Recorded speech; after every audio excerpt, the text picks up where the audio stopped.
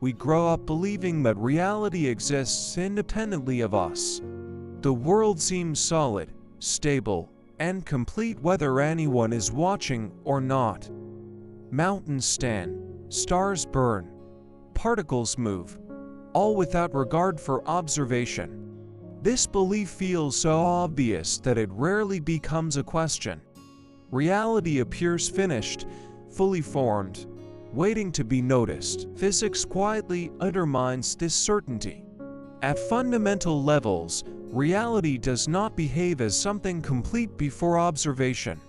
In quantum mechanics, systems are not described by definite properties, but by possibilities. A particle does not possess precise position or momentum until a measurement occurs. Before observation, there is no hidden value waiting to be revealed, only probability. This is not a philosophical interpretation. It is how the equations work. The act of observation is not passive. Measurement does not simply uncover reality, it participates in its formation. The outcome that appears is not selected from a pre-existing list of facts, but from a range of potentialities constrained by the system.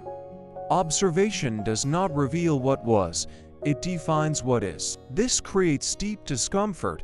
We are used to thinking of observation as secondary. Reality first, awareness second. Physics reverses this order. At the deepest level, the description of reality is incomplete without specifying how it is observed. Change the measurement, and the outcome changes. Not because reality is subjective, but because it is relational. Reality becomes inseparable from interaction. The observer in physics is not necessarily a conscious mind. It can be a detector, an instrument, a particle interacting with another particle. What matters is not awareness, but interaction that produces a definite outcome. Reality crystallizes at points of contact. This suggests something subtle but radical. There is no view from nowhere. There is no single, complete description of the universe that exists independently of all interactions. Every description is tied to a frame, a measurement, or relationship. What exists is always what exists for something else. Relativity already hinted at this. Time and space depend on the observer's motion and gravitational environment. There is no universal present, no absolute order of events. Each observer carries their own version of space-time. Quantum physics extends this principle to existence itself. Properties are not absolute, they are contextual. A particle can behave like a wave or a particle depending on how it is observed. The question asked determines the answer that appears. Reality responds to inquiry, not with deception, but with precision. This does not mean reality is created by the mind. It means reality is not independent of interaction. The universe is not a static object, it is a process of continuous relational definition. What exists at any moment is the result of countless interactions resolving uncertainty into form. Stability is not fundamental, it is maintained.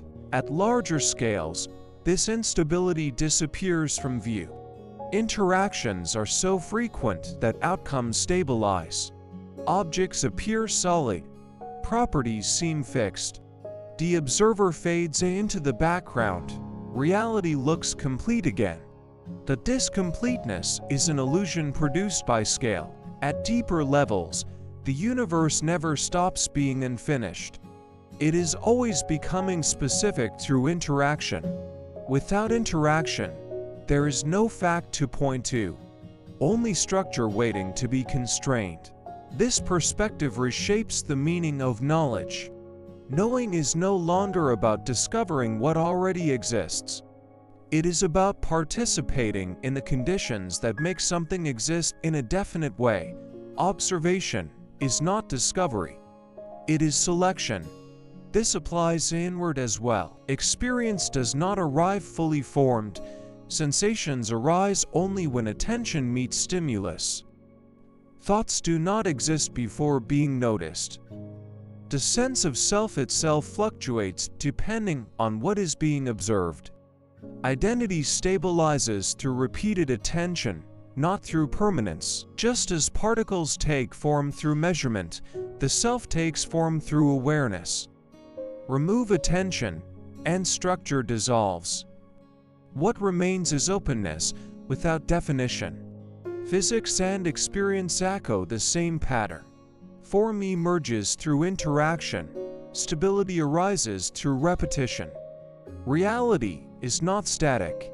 It is negotiated. This does not collapse the universe into subjectivity.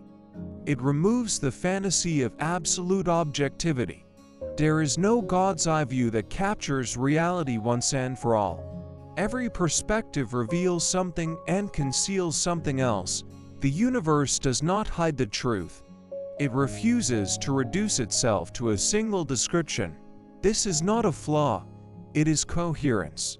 Reality remains consistent across interactions, even though no single interaction reveals the whole.